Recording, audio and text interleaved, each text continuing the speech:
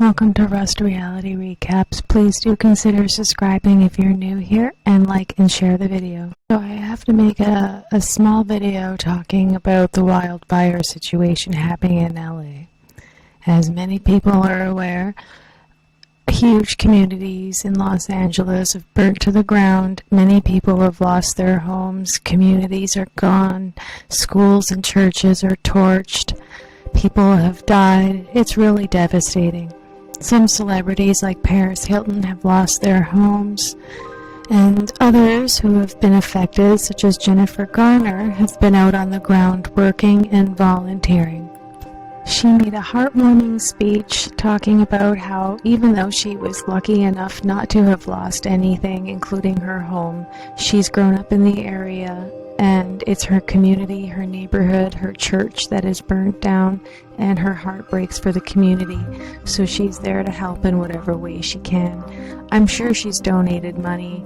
Other celebrities such as Taylor Swift, Selena Gomez, Beyonce, and other billionaires have pledged or donated multi-million-dollar increments to help with the disaster fund and relief for the victims who have lost their homes. And I'm sure firefighters and police officers and rescue factions are working around the clock trying to ensure that bodies are found, people are rescued. I know that they're making sure that the electrical situation is taken care of, and there's still certain areas of California that are burning. And what's worse is people who have evacuated and have lost their homes are not allowed to go back to the ruins to loot or check for anything because of safety hazards. Unfortunately, on the West Coast and anywhere there's a whole abundance of trees, or where it's dry and there's trees, this is bound to happen. Unfortunately, in Canada, in Jasper, Alberta, one of the most beautiful national parks in the whole world, the same thing happened. And while it's not my hometown personally, and I was not there for the tragedy, I've spent years living there, and I have a lot of really close friends that currently live there, that lost their homes, that had to relocate, that weren't able to go back to the ruins. And I'm tearing up even just saying it, thinking about what they had to go through, their childhood homes, everything. I worked there, I hiked there, I lived there, and even though it's not mine, it's in my heart, and it was devastating to see what had happened, because these pictures don't do it any justice. It's one of the most beautiful places on the planet, and until you've actually seen it, you can't imagine how captivating and how beautiful the environment is, and how friendly and wonderful the people are. Oh man, I wasn't expecting to tear up. Talking about this, my cold black heart actually felt something. So that's why I wanted to talk about the LA fires and what it means to the people that it affected, even though a lot of people around the world won't be affected by it. Jasper was a national park, one of the most beautiful places in the world where many people travel to see. Same as LA. It's a beautiful place, and a lot of people travel to see it, and a lot of people aspire to live there.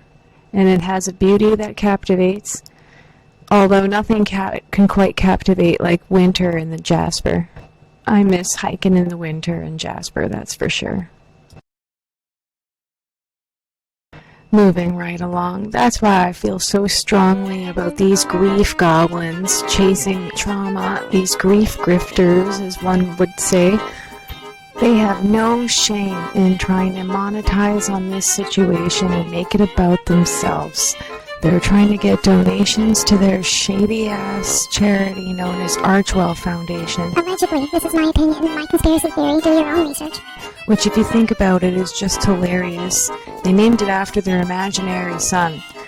That'd be like me saying, can someone please donate to the Owen Foundation or the Oliver Foundation, and I will donate $1 a year to children in your name, or in actually the name of my office. It's just fucking ridiculous.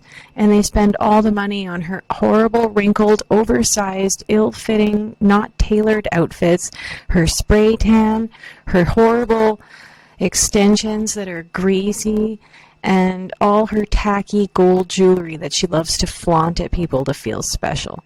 And I don't mean to be rude, but I used to think she was so beautiful, but the more and more I learned about her, the more I realized that she repulses me because she looks like she smells bad. And someone said she had bad hygiene. That's hilarious. So while firefighters and police officers and rescue relief workers are all trying to save people, put out fires, and keep the cities safe, these two twats show up and demand a tour with the mayor and pose for photos with volunteers or staff in order to look special, like they're contributing. Okay, now this is, I'm being told this is a live picture of course, that's Meghan Markle and Prince Harry, of course. And again, live picture, and they're talking to the mayor of Pasadena, that's Victor Gordo. And so let me just get some clarification. This is at the Pasadena Evacuation Center, is that right?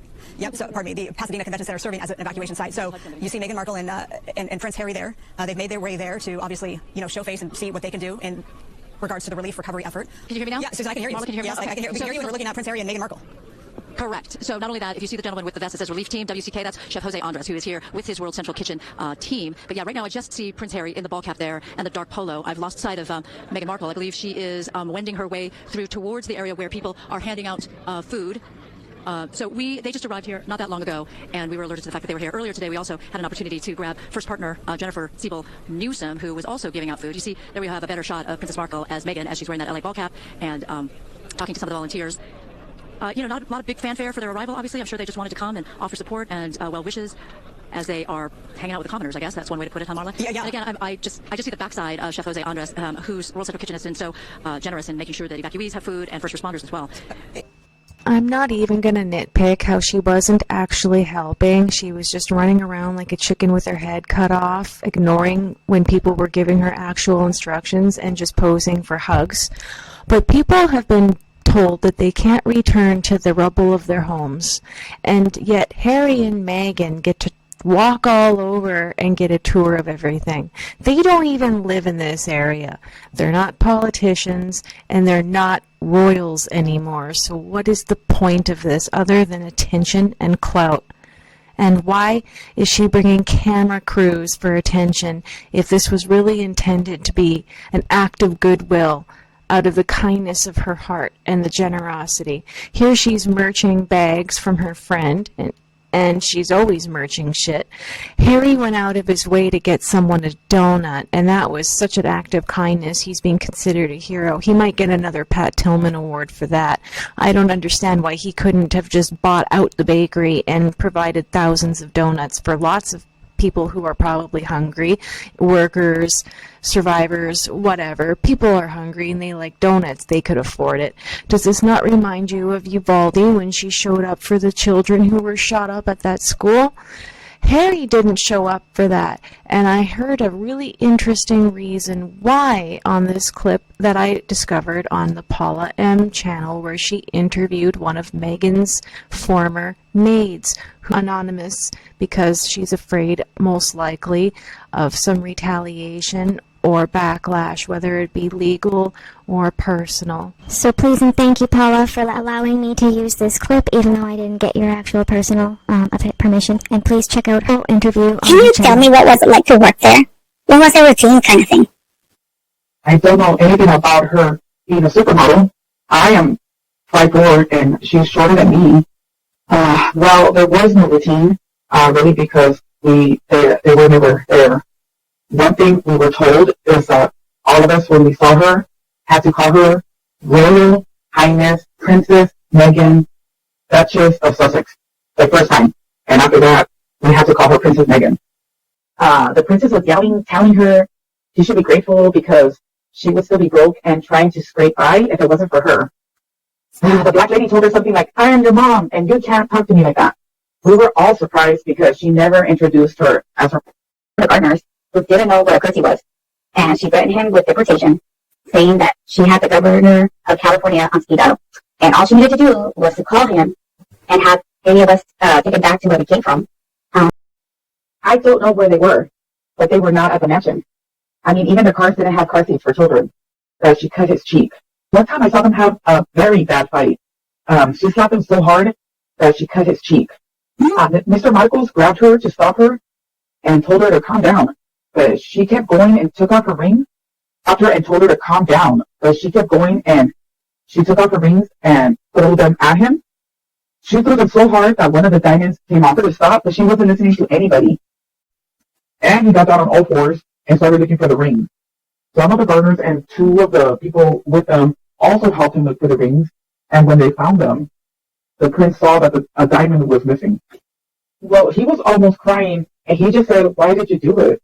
I felt so bad, and we tried to help, but they didn't want us to help because they were worried that we would find it, the missing diamond, and steal it.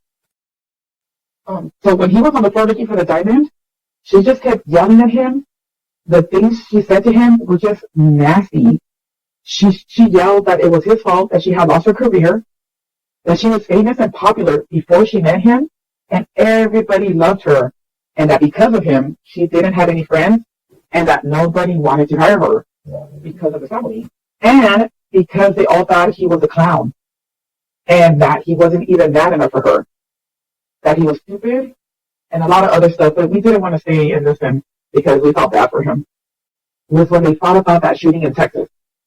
She wanted him to go with her, and he told her no. He said that it wasn't a good idea to go there because it would look bad, and he didn't feel it was right to go there. She got really angry and yelled that he was useless, and why did she have to do everything for the both of them? She told him that she was fed up with him, that he was a nobody if it wasn't for her, and that his family was nasty. The worst fight I saw was when their Netflix show came out. She was very angry that people called her a liar, and it's just didn't like the infuriating she to did to his listen to grandmother. all that. She Go said check it out was the his full fault interview because at Paula M. he should have channel, laughed like she and did. it's a two-parter. I didn't get She to hear comes it all, but it across was this. nasty. I hope she doesn't mind that I use these clips. I just really wanted to use the source to get the information out so that I don't look like a tinfoil hat wearing kook with no credibility under my belt. And yeah, it's just really infuriating to hear that, and knowing that Harry's being treated like that. I felt sorry for him up until the Pat Tillman Award.